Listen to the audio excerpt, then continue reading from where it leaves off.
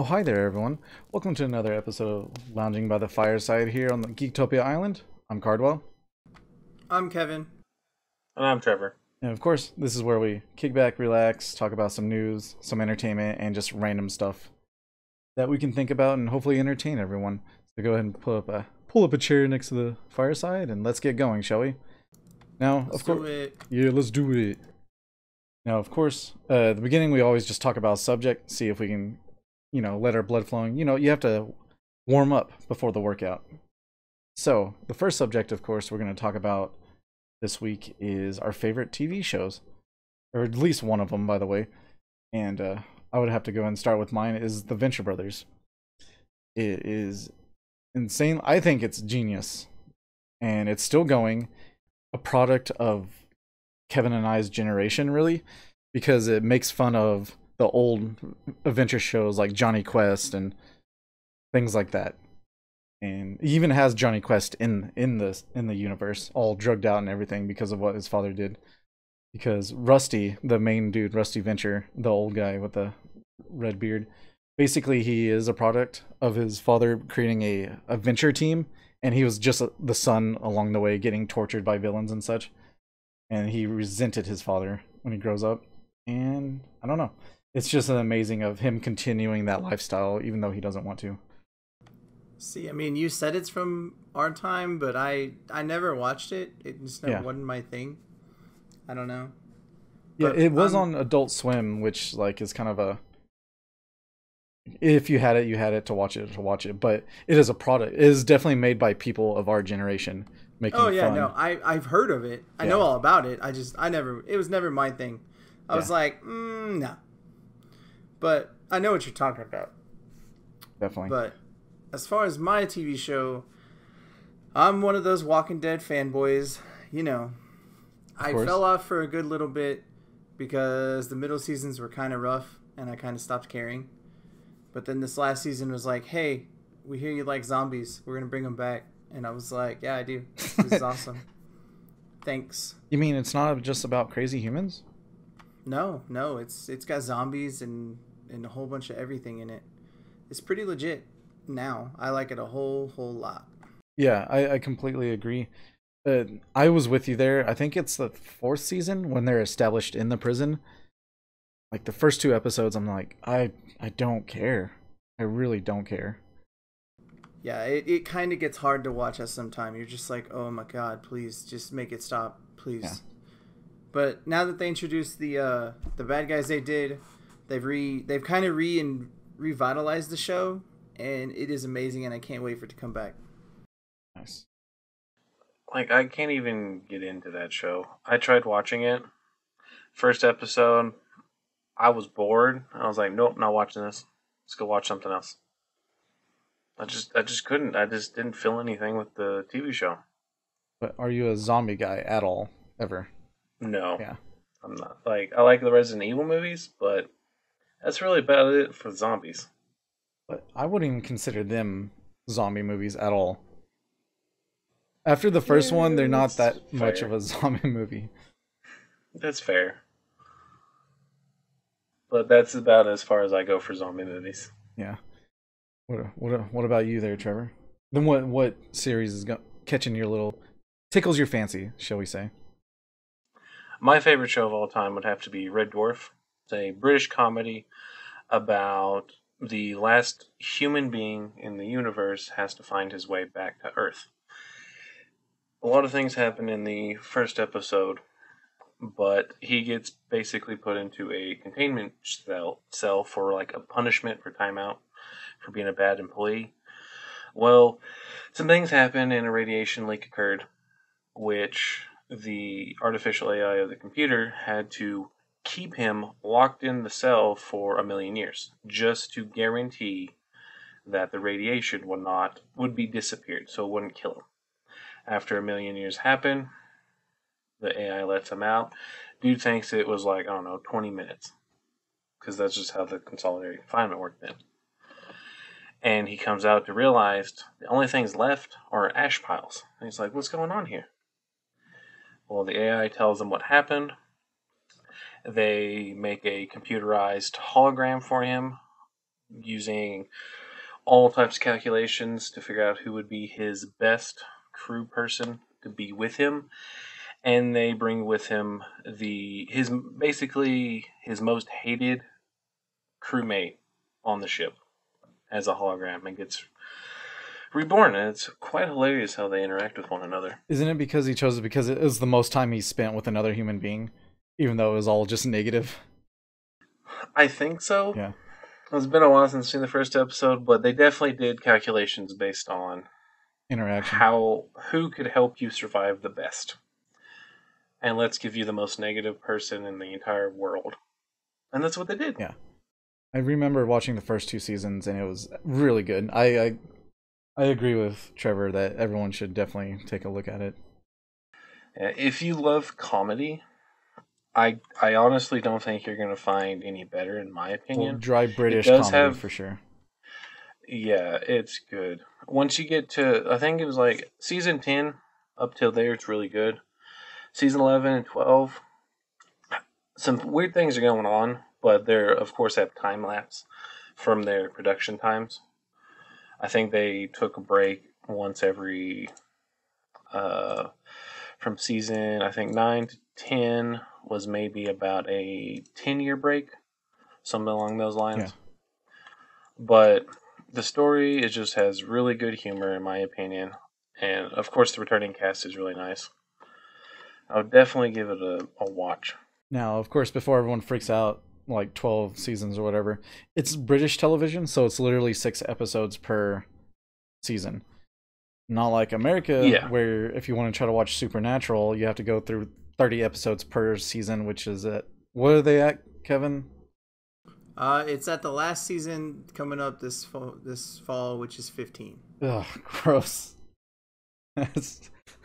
But it is the final season, and it's going to be pretty epic. I'm pretty excited for it too. Let's do calculations, right? Let's say 25 average episodes, and then 15 seasons. That's 375 hours of your life. Like, I've watched Supernatural. I got to a little bit in there after the Leviathans Act, and Kevin warned me that's going to be the worst season. That was a pretty terrible season, and it kind of drained it from me. Yeah, I didn't want to continue watching after that. I can see that. Kind of like, if we talk more about TV series, Heroes for me. Like, I understand the 3rd season was really bad because of the writer's strike. But man, when you get to that 4th season, oh god, it's so goddamn good. Yeah, like sometimes bad seasons hurt a TV show really bad. Yeah. But you just gotta like hope, take a leap of faith, and hope the next season is better. All right, well there we go. That's our subject for the week. Now we'll go ahead to the news here, and the biggest news of all is that everyone who worked as press at E3 had their information leaked. Which is pretty insane when you calculate over 2,000 people that was just doing their job, you know? Yeah, and by information leaked, we're not talking about like Social Security or anything like that. We're just going off of names, addresses, phone numbers, and publications. Still a lot of information that one can, get and sell. Yeah, like it's still not like your address, your personal address. That's not information you want to give out to anybody, especially when you're making like hate posts about somebody or in general something along those lines, because then now you're not hidden. Yeah, you gotta be careful. And the worst thing about it is like they found it and they didn't even try to fix it for another like 5 or so hours afterwards, which was crazy. Really? Yeah, it was pretty bad. They recognized that the link was up on their website, and they went and showcased a video talking about it while the link was still up, if I'm not mistaken. And then shortly after, they did take it down, but that still still did damage to people. Yeah, because you know how nerds are. They can hate like on one reviewer the whole time and send them death threats and stuff, and now they have their addresses. It's like, oh, great, thanks. Yeah, it's pretty crazy. It was, the fact that they allowed something like this to happen, that's pretty bad. And with that E3, it's also kind of weird that it's open to the public now as well. So I wonder if there's a small section of everyone else's information was leaked or not. Well, they're not saying that. They're just saying the journalists, just the journalists, editors, yeah, they're doing journalists, editors, and other content creators. So I mean, E3 is dying, so maybe they're trying to make up all the extra for all the extra money by selling the information. Well, there you go. Oh, there we go. It's one way to do it. All right. But no, that's just terrible that they did that. Like, hopefully, everybody that got leaked is informed that it got leaked, and not just, well, good luck. Well, definitely, if they're journalists, they'll definitely hear about this for sure. I was like, I'm pretty sure they're gonna find that out. Yeah, like, that's I think their job. Yeah, I think they got emailed too, saying, "Hey, your information got leaked. Sorry, thanks, goodbye." Of course.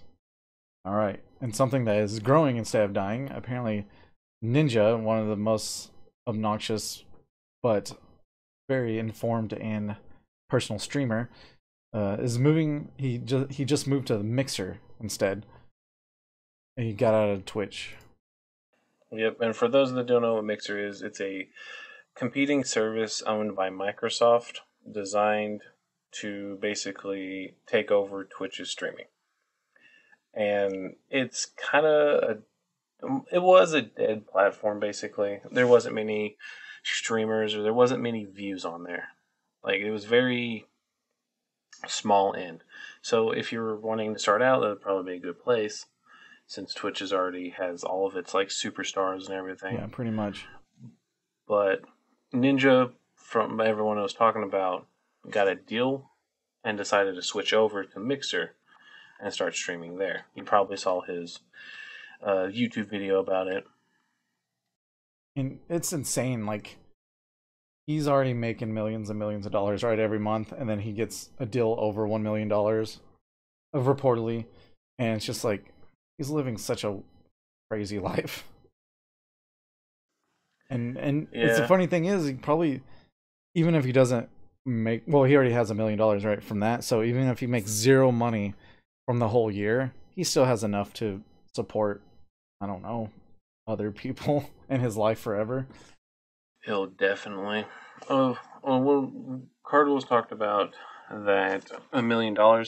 There wasn't an actual like number or any type it's of figure roughly given for it. Yeah, it was just there was some like rumors that were going around that Mixer has been offering $1 million for people to switch. No idea if Ninja accepted that or if his was more. Yeah. No telling. But the fact that this website, Mixer, is competing and is actually stealing Twitch's basically moneymakers, that's like serious competition for Twitch. That might actually make them start doing things to keep everybody. Making exclusive deals with their top. Something along those lines, maybe helping more people out on the bottom end. Right. Could be all, I don't know.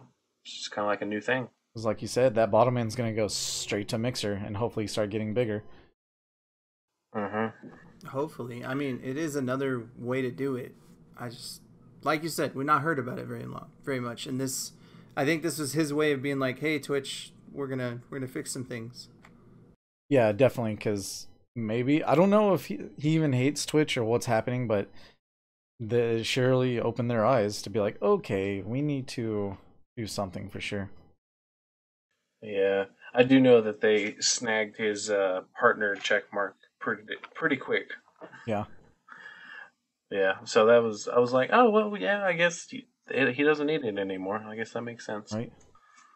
And it's something that we're going to look into if we ever start getting that way for sure.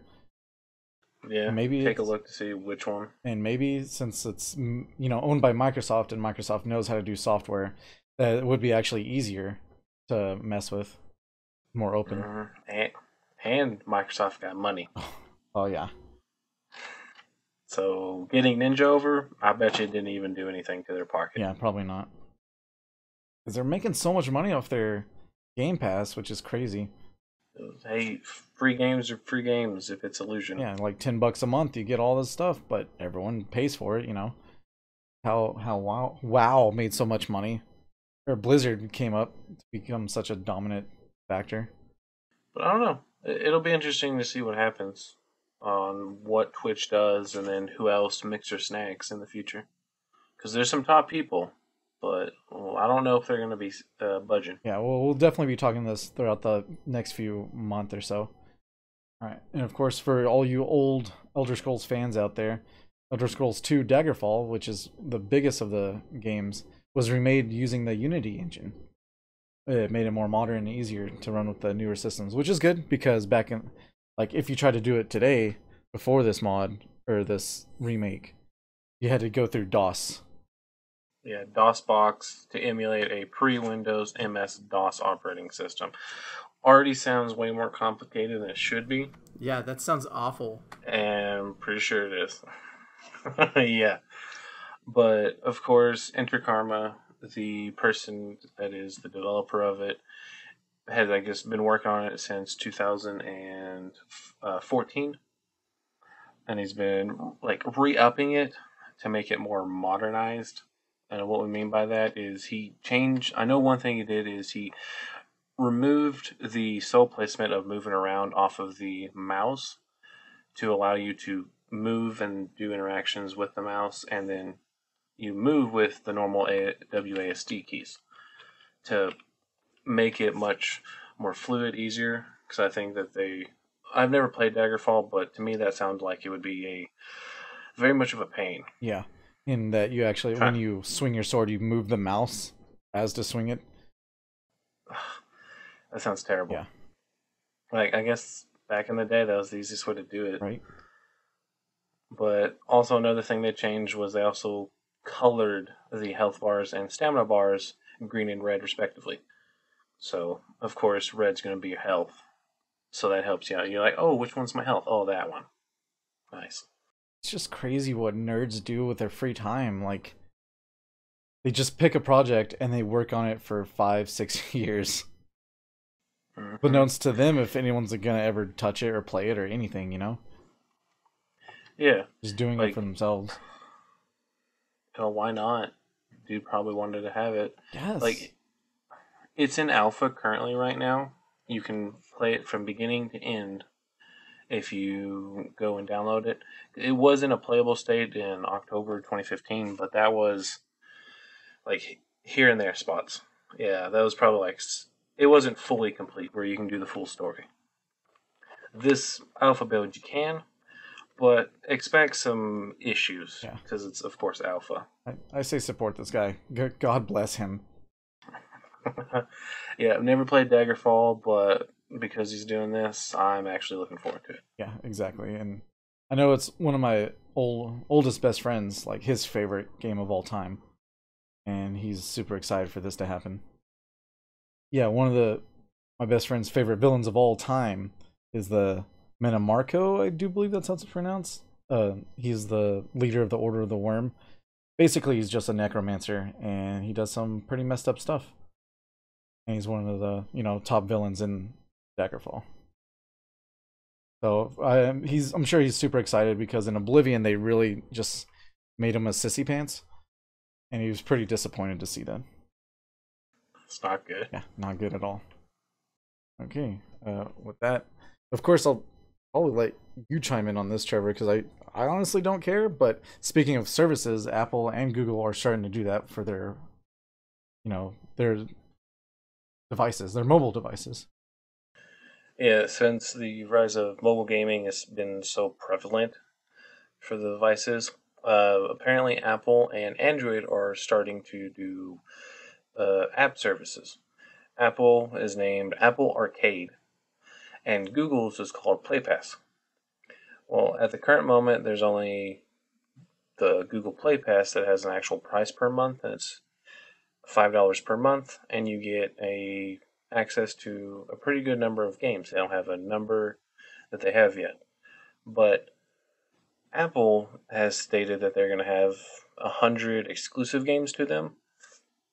So that seems pretty decent. Yeah. For that, and I wonder if they're going to be like how good games are they going to be, like super like Final Fantasy, Right. maybe the Chrono Trigger games, something along those lines, or is it going to be like Candy Crush, like you get something special with that? Those silly things, yeah.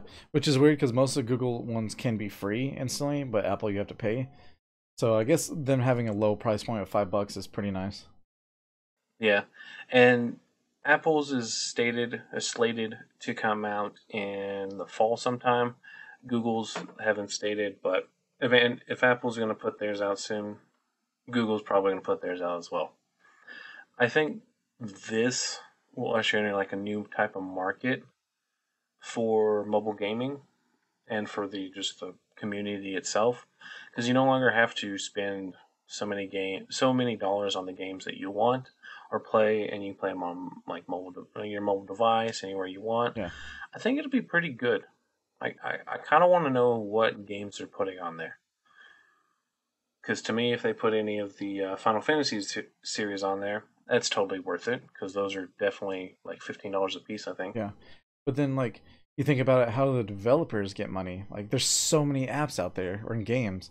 They must have only a select choice that will fall into this category. Possibly. They could also potentially do it off of like your choices, most downloaded, playtime, stuff like that. I believe I was reading somewhere that there would be a certain app that you would go to for this so that you can actually look at what your services are. So that could be a good way to figure it out. Yeah.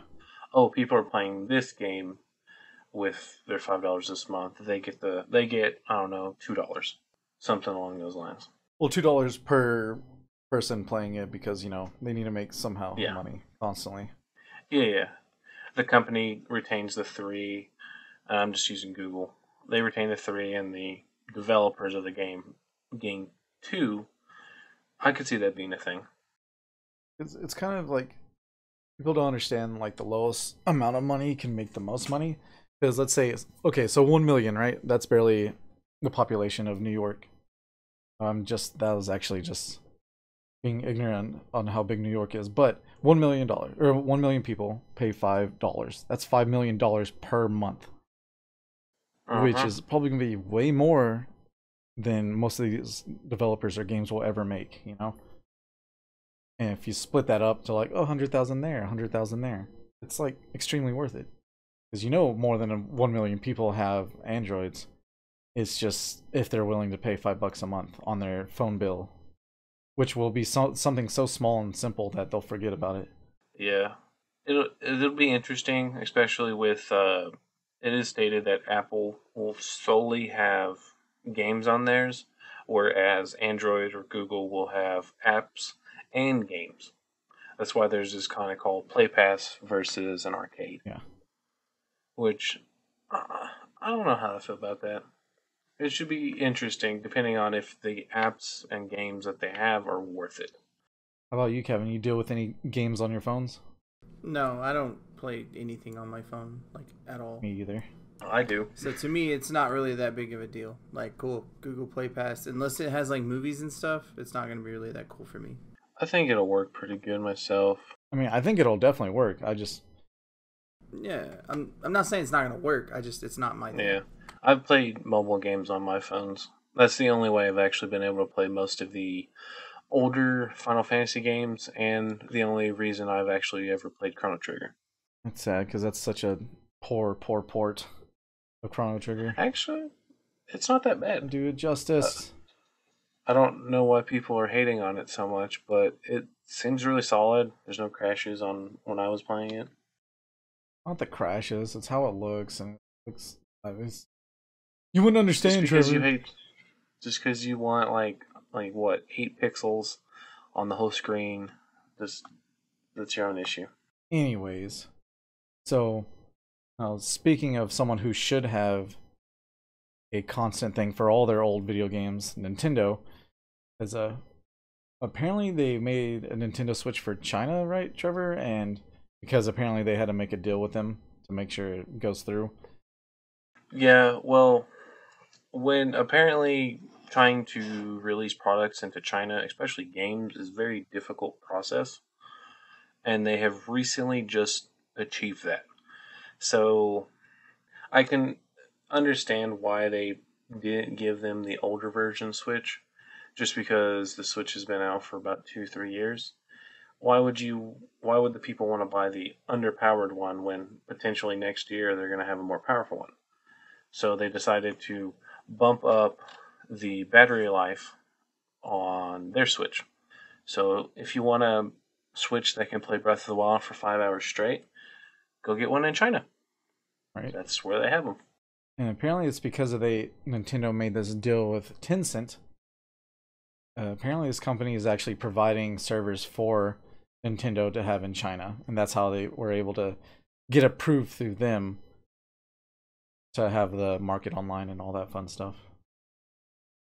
I've never heard of Tencent, but a lot of things out there. Yeah, like this is really good for Nintendo because that, of course, boosts up their sales much more. Yeah. So, like, it's not going to hurt them. This is probably the best thing since China is the epicenter for mobile gaming. Yeah. So why wouldn't you want the country of mobile gaming to have a mobile console? That's going to be like your best seller right there. Exactly. Well, then again, China is very worried about on live service games because they know their people will just be constantly glued to them.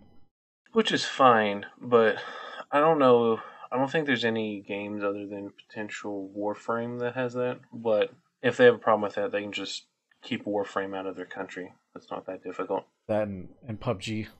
Oh, I was like, there's a lot more that you can get addicted to on your phone pretty easily. Yeah. Like people are addicted to Candy Crush. I don't know how. Yeah, and you gotta collect everything, and you gotta swipe correctly, and you gotta fill that reward. And the next on the news agenda here is a good old Evo that happened the past week, and we'll go ahead and go to our resident fighting champion over here, Kevin. All right, yeah. So Evo, for those that don't know, Evo is I don't know what it actually stands for, but it's a fighting game tournament that usually happens in Las Vegas every year.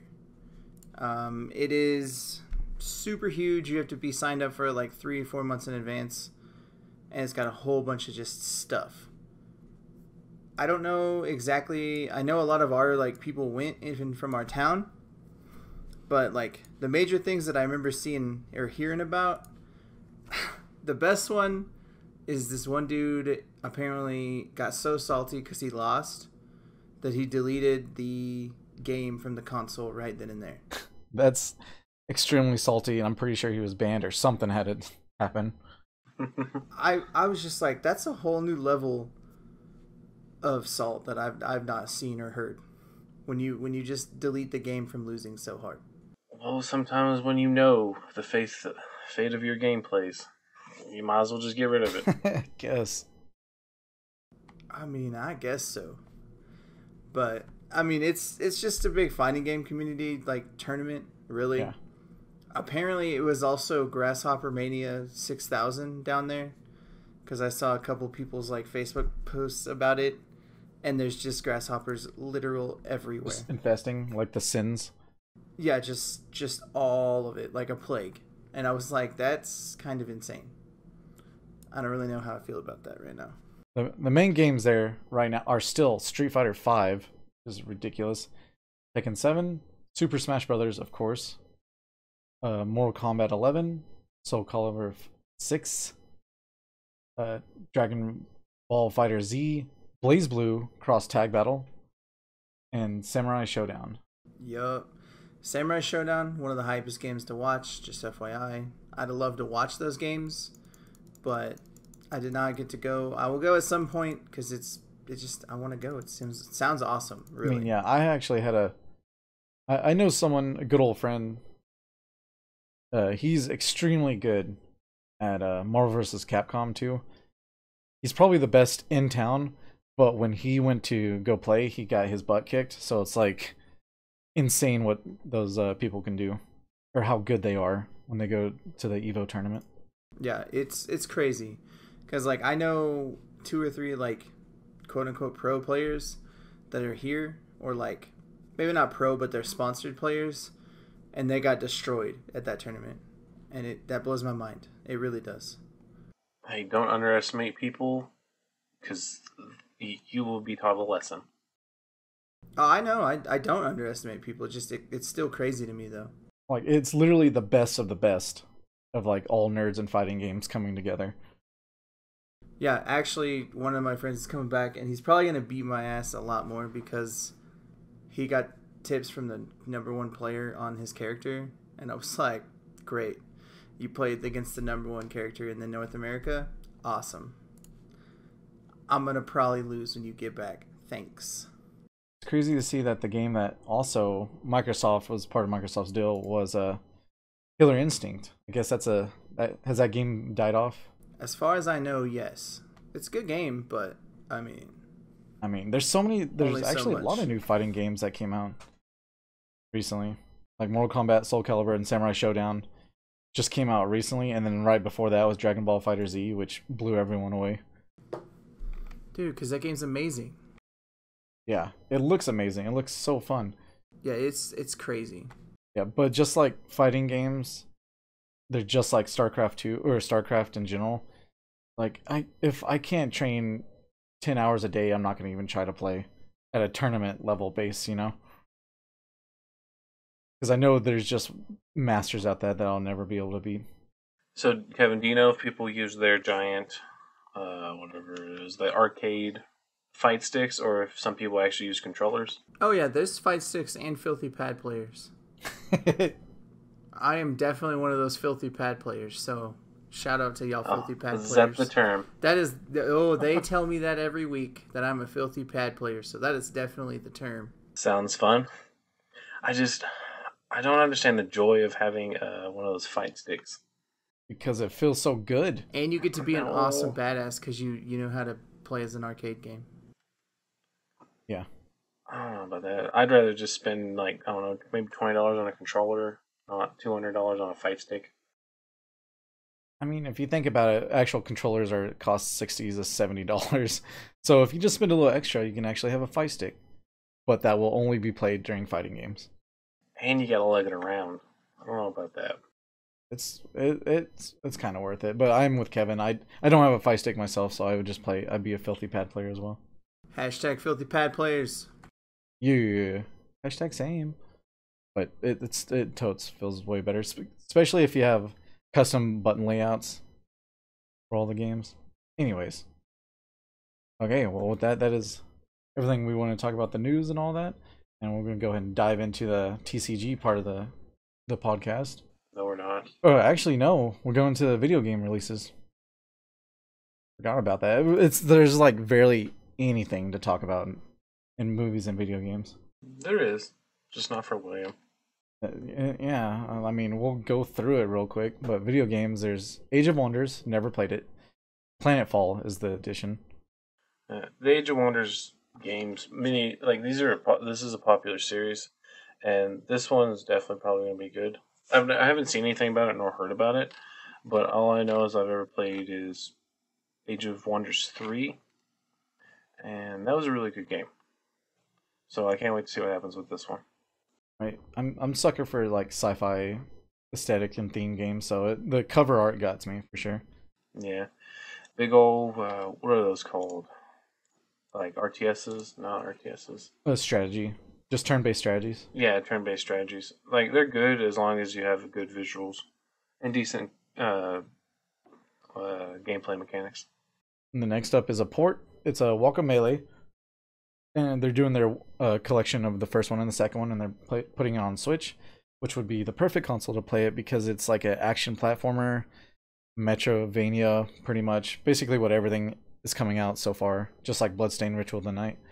But you play as a luchador, and you go around making sure and punching chickens and such. Oh my god. It's ignorant because I've never actually played it, but it looks fun, and I heard it's really, really good. It sounds amazing. I'm not gonna lie. It sounds amazing. Yeah. No, yeah, I think, Kevin, you would love the game, to be honest. You just fight chickens and stuff as a luchador? Bet. And then you do wrestling moves on enemies and just pound them to the ground? Yeah. I might have to get it. Oh, it's on the Switch? I mean, I'd have to get a Switch. I ain't got time for that.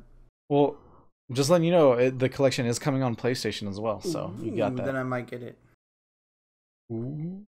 I said do it. Do it. All right, I probably will. And of course, another port is DC Universe Online. If you care for that game but want it on the go, it's coming to the Switch. So have fun with that. Yep. And those three are all releasing in August 6th. So if you want to get those, then there you go. And I guess if you can talk about Pillars of Eternity. All right. And on August 8th, the last game we want to talk about, Pillars of Eternity Complete Edition, which is another port coming over to the Switch. If anyone's ever played any of the Pillar of Eternity games on PC, I think this will be a pretty interesting game to play on the Switch. But for those that haven't, it is basically a CRPG where you got to do real-time strategies. You can pause, do all your stuff, and I think it's like based around, I want to say maybe second edition D&D kind of isk. You got a lot of reading to do. The whole combat system, all the spells and skills are done by them. They're not actually taken from any type of material, but it seems to work similarly to second edition. AD&D, or even like Baldur's Gate, the old video game.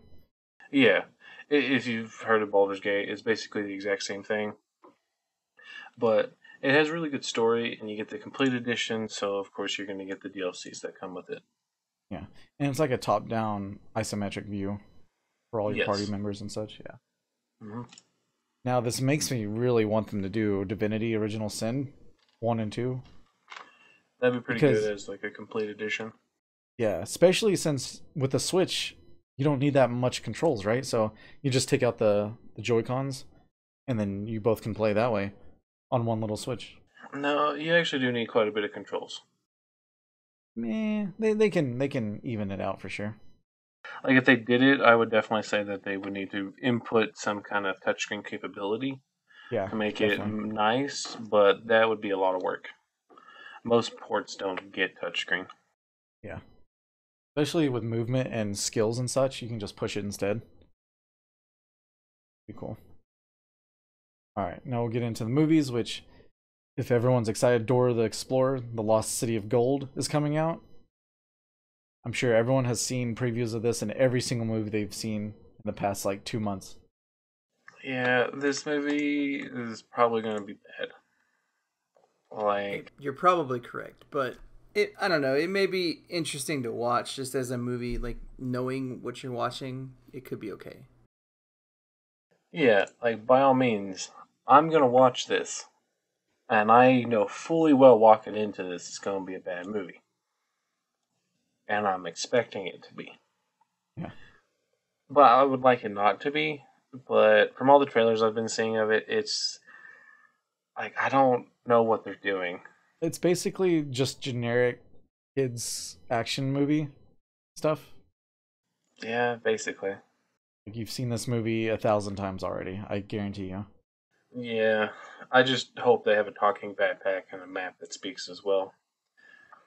If not, it'll be kind of disappointing. Like, since it's live action, it'll probably be unlikely for them to do it.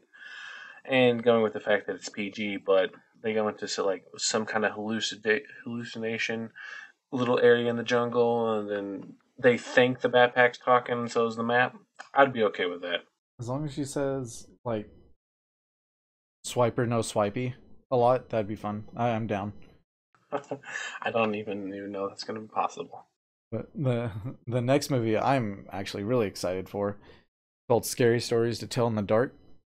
It is produced by Guillermo del Toro, so if he puts money behind it, I'm behind it. And basically, I do believe, if I got the synopsis right, because it's been a while since I saw it or read it, but it's basically about a book, and whatever stories are put in there, they come true. And it only happens in this weird, eerie town, and some kids find it, and, everything goes down. And it looks extremely intense. And since it's by Del Toro, is it going to be in English by chance? Yeah. He's only producing it. It's other people are making it, so he's just putting money into it and making sure it looks good. Okay. So for everyone that wants to watch it, there you go. You get to listen to it in English. And if, like, as he makes fun of that, because, you know, Pan's Labyrinth was in a different language, but the actually character monsters and, like, Hellboy character monsters are so intense and detailed, and they look exactly the same in this movie, too. It really reminds me of like, of course, Goosebumps or Alone. Are you afraid of the dark? Which is an old Nickelodeon TV show. Gotcha. Yeah, I'm not too big of a horror movie, so I'll definitely stay clear of all of these. I'm super scared of Japanese horror. Like, it freaks me out to no end, and I know it's stupid and it looks stupid, but I still get scared. But I do hate those just dumb jump scare movies that seem to come out here and there. But as I told Trevor before we started recording, you have to respect a good thriller or horror movie. I'm just not too big of a fan of them, so I just don't care for them. You gotta avoid them. Yep. I like happy movies. That's why I like Alpha and Omega. Of course. It's the complete opposite of horror. I mean, I look at it and all I see is horror. Well, that's on you. Matter of perspective, right? Yep. And of course, with that, we'll go, like I said before, but redacted myself, we'll go right back into TCGs and the news of that. And if y'all don't care for that, thank you for joining us this far, and hopefully you have a good night. Well, let's get into some cardboard nerd crap here. And there really isn't much big news in the Magic section, except that everyone wants Hogak banned, because apparently he's destroyed Modern, as he looks like he does. And if you don't know who Hogak is, he's part of the new Modern Horizon set, which we already discussed that I wish they didn't make, but apparently it changed Modern pretty well. And this guy, so he's a 5, 6, 7, he costs 7 mana, except you can't spend mana to actually cast him. So how do you do that, right? You Convoke and Delve. And Delve, basically, for each card you remove from the graveyard, you remove a colorless mana from the mana pool. And then Convoke, you have to tap creatures and they count as the mana. So they count as a black or green if they're a black or green creature. And it's ridiculous. He's an 8/8 trample, and you may cast Hogak from your graveyard. Now, of course, if you're into Magic, you know what all this means, but other than that, he's insanely powerful for 0 casting cost. Yeah, delve it away, get all the stuff in the graveyard, cast it for free. Done. And an 8/8, turn 2, turn 3, what's your opponent going to do? That's not fun for them. Especially when you can possibly do this turn 2. And they used to have a creature called Gurmak Angler, and he was a common 5/6, I do believe, for basically for 1 black you can cast him because he has Delve, which is you remove the cards. So everyone used that up until Hogak, and he's insane. Yeah, Gurmak Angler was super awesome. But yeah, Hogak is apparently just running rampant.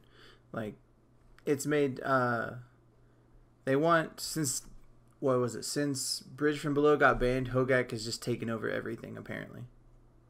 Yes. Like, even I do believe the last weekend tournament, basically I think 80%, I'm referencing off my memory here, but around 80% of the decks were Hogak decks. Wow. Because he's just so good. And even with Leyline of the Void or Graveyard Hate, he's still there. Because Delve's that powerful. And you're missing with colors like Golgari or Jund, which can destroy enchantments or artifacts, so you just win that way. Yeah, not big of an issue or anything. Yeah, not at all. I don't know. This guy, do you love this guy, Kevin? I love that guy. I think he's fantastic. He's a bit ridiculous, but I love him because of that reason. Yeah, he's just a big dumb creature that can go out there on the field. That you can only play by cheating him into play. And that, to me, that's one of the coolest mechanics I've ever seen. Yeah. Do you think he's ban worthy? I don't know about that yet. He's good. I don't know if he's ban worthy. Yeah, and that's pretty much all for Magic, is Hogak running rampant. And you asked about being banned. if he's winning that much and it makes it unfun to play against, then yeah, he probably needs to be banned. Mm-hmm. Yeah, if a card, like you said, 80% off the top of your head, Yeah. that's shaping a format, and you never want that. Yeah, exactly. If it forces you to play one thing to win, you definitely shouldn't have that in any type of format. Yeah. I don't. It's funny because it's just a creature, right? You should be able to kill it or get rid of it or from the graveyard, but he still wins, and that's where it's rough. That he can still fight through everything else and still win. Yeah, well, because if you kill it, it's just going to get back to the field. Yeah, and he's a 3-turn clock by himself. Yeah, I mean he's an 8/8 trample that is free. Like, great. Yeah, there's no downside to this dude. Yeah. Not at all. All right, well that is definitely in for the Magic. What about good old Force Will? Tell us about the broken creature in that one now. Well, going for the cards that I think should be banned, especially for the new set for so well, is they revealed Perfect Loki. And this is the most weirdest way for a 3-sided ruler that I think I've seen. So for those that somehow haven't seen Perfect Loki, it is a darkness and a water, 8/1, or 800 and 100. That seems pretty terrible, but also good at the same time. Well, it gets a lot worse. It has quick cast, of course, and it gets +0, +100 for each card in your graveyard. So you're going to be having, let's say, 5 cards in there. It's an 8/6. So forth, so on. Later game the game goes, it's going to be bigger. It's not too bad. Then it enters J/Resonators your opponent controls get -0, -X until end of turn, where X is the number of cards in your graveyard. That is where the card gets more busted than it should ever. All of them? I thought it was just one. No, it's all. Oh my god. Yeah, it's for 2 mana, 2 will, quick cast. That card shouldn't be made. And by all means, the bustedness does not end there. Because going with the whole 3-ruler side, as your J-ruler enters the field, if it's Loki the Witch of Chaos, which is the J-ruler side, and you spent a darkness to do judgment of your ruler, you may reveal Perfect Loki from your hand and put it onto the field on top of your J-ruler. So basically like Pokemon where you evolve your Pokemon, basically what you're doing here is you're evolving Loki into Perfect Loki. And it becomes a J-ruler, gains imperishable, divinity, infinite, or infinity, however you want to pronounce that, and it has an enter ability. Enter. Look at the top 7 cards of your library, of your deck, put one among them into your hand and the rest into your graveyard. So you're already having 9 cards in your graveyard, so it enters, shoots your opponent's board for -9, and it's already at that point a 8/10. Like, there's no downside to that ever. Well, wouldn't the top enter thing go first? So they get -X until end of turn, and then is the J ruler enters it does it? You can do that, but when triggered abilities happen, you get to choose how they trigger. Oof. So you're just like, cool, I'm gonna have -X to your board, enter the chase first, and then I'm gonna have a look at the top 7, put 9 of them in my graveyard. So then your board gets -9. The picture I'm looking at says top 10. Yeah, you look at the top 10, but put one from among them into your hand and the rest in your graveyard. Kept saying 7. Oh, my bad. So yeah, no, you look at 10 and then put one into your hand and the rest in your graveyard. And then there's even more on top of that. Once per turn, you may play a card from your graveyard. Play anything. Chant, addition, resonator, anything. Oh my god, it doesn't vanish after you play it. No, she's totally busted. Oh yeah, ban that immediately. I don't know why this card's thought of, why it's ever been allowed, because you get to play 4 of these in your deck. And of course, when Loki dies, oh, guess what? I'm going to do it again. Kill your board. Yay! you don't win in that. Talking about going from Magic with a card that alters the format, this card is going to be oppressive, and I'm a person who hates Lorite. Lorite with a burning passion. I'm okay with Lorite comparison to this card. I will give Lorite a hug at that point, because this is too busted. Extremely. Because you can have this as your J roller, and then when you need to wipe their board, cast it from your hand and wipe their board. Yeah. Like, you're not losing any value. And then when this thing dies, you can play it again. Because once per turn, you may play a card from your graveyard. Oh, this one died from the last time you killed my J ruler. Minus to your board. Instant speed. Yeah. How is that anywhere fair and balanced? Yeah, not one bit. Like, I miss the days when Jeff was monitoring these cards, because I don't think that card would have passed. He would have said, nope, get that out of here now. The fact that Loki costs 3 to Judgment, yeah? Mm-hmm. Yes. So, by turn 3, you can board wipe, and you have this giant dude and everything to play. Like, you actually have extra cards in your hand. Yeah. By turn 3. And you might be saying, well, you have to play 2 colors. And I'm going to tell you right now, that's not an issue. Playing 2 colors is probably one of the easiest things in this format right now, especially when you have something as oppressive as this. Because when this thing hits, it's going to wipe your opponent's board. And it's not going to be fun. That is for sure. And you might be wondering, like, what's the point of the Divinity Infinite? Well, it's to play the giant card that came with it. It's basically 2 from your rune area. It has Divinity Infinite, or Infinity. And you basically, I believe you can play any number of giant resonators from your outside of the game into the field. Yeah, outside of the game, so your sideboard can be all giants. Yeah, you got to reveal them, and they got to be different names, but all you just got to do is have them. Oh, hey, I have a lot of power on the field. What are you going to do? And that also just costs 2 mana, right? That's what you said? Yeah, it costs 2. I believe it costs 9 normally, but you're never going to pay for that. What's the point? You're never going to have more than 1 in your whole deck anyways. But we don't know how that works with other runes. Because if you're going off of, like, if I'm not mistaken, math or science, infinity plus 1 does not equal infinity. So, like, you might think it does. It may sound like it, but how would that work if I have 1 divinity rune revealed? Can I still play the infinity rune? Or am I out?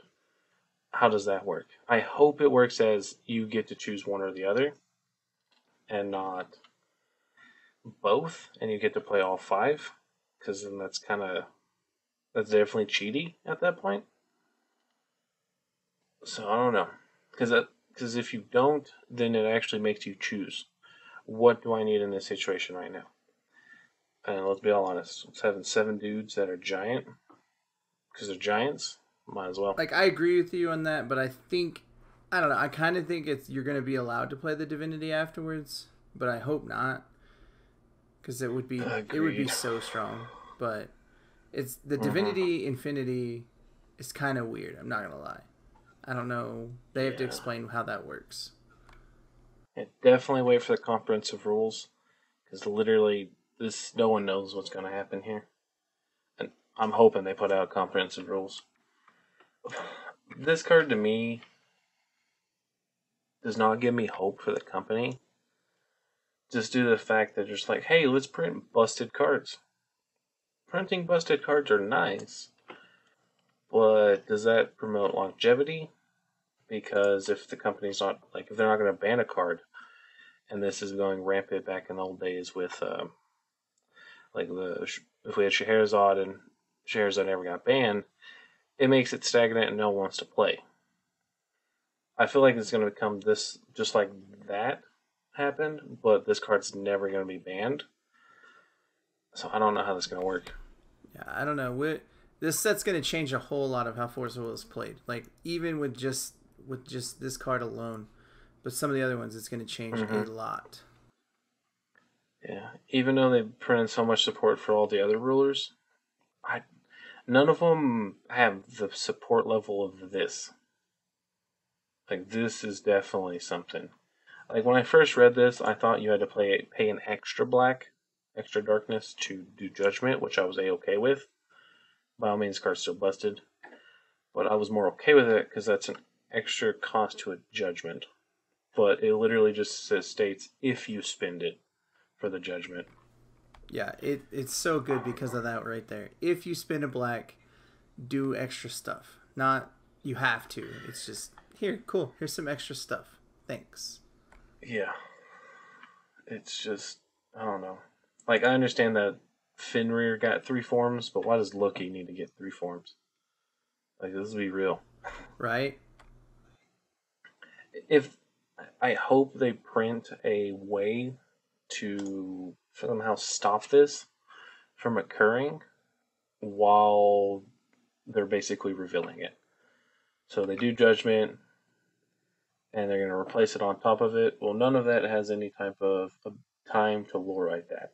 So they're going to get the perfect Loki with Lorite, but I hope they make something that can stop that, or at least print something that says remove imperishable for something, destroy it. I'd be okay with that too.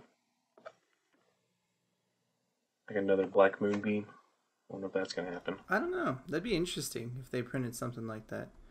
They printed some wild cards so far, and I'm pretty excited. Yeah, some of them are good, and then there's this monstrosity that is unspeakable. But if the next sets or the next cluster actually prints dual stones, this card gets even more powerful. Because if they have access to both water and darkness magic stones, this is going to make this so much easier to do the Judgment. You don't have to worry about it. Yeah, all those cards got so much more powerful at dual stones. And you think with so much many multiplayer or multicolored cards that they will print dual stones now? I hope not. It's a pretty good possibility, though. Yeah. Like, it's been fun with just monocolor because that stops everyone from playing green and splashing it in every single deck. But, yeah. Sad as it is, I think they will be approaching towards dual stones now. Any other news in the Force Wheel community? The only thing else otherwise is the Glendale, Arizona GP's coming up soon. And for those that are going to be going, we hope to see you there. Come say hi to us. Me and Trevor will be there. Mm-hmm. It's going to be a pretty fun little tournament. I don't know what's going to be there. So we'll all find out together. Basically, I have to do some more work just in case, but sadly, otherwise I would be there. Yeah, me and Kevin are going to be playing some jank for sure. Hopefully getting there. And speaking of the GP there, the local game store that's going to be hosting the tournament, which is Jesse James Comics and Games. Awesome that they're hosting it. But if you saw earlier in the week, that they actually did a pretty decent long post stating how there wouldn't be any like extra prize at the current moment for like extra tiers. Like, it's $30 to enter or $25. I can't remember off the website. But I was assuming they're going to do things like the other GPs, to where if you spend extra, you get extra stuff, like extra tiers. But since they've only been shown one person was wanting to pre-register for it, they decided that they weren't going to offer that, which I understand. It's late in the season for the GPs, and everyone that's wanting to get their tournament invite already has it, so forth, so on.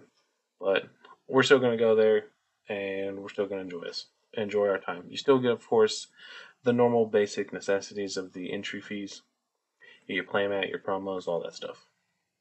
And I wish you two fellas luck then. Thanks. Heck yeah. Alright, with that, I feel like that's a good place to end it there. Anyone else have something on their mind? No, not really. How about you, Trevor? Nope. Alright. Call it there.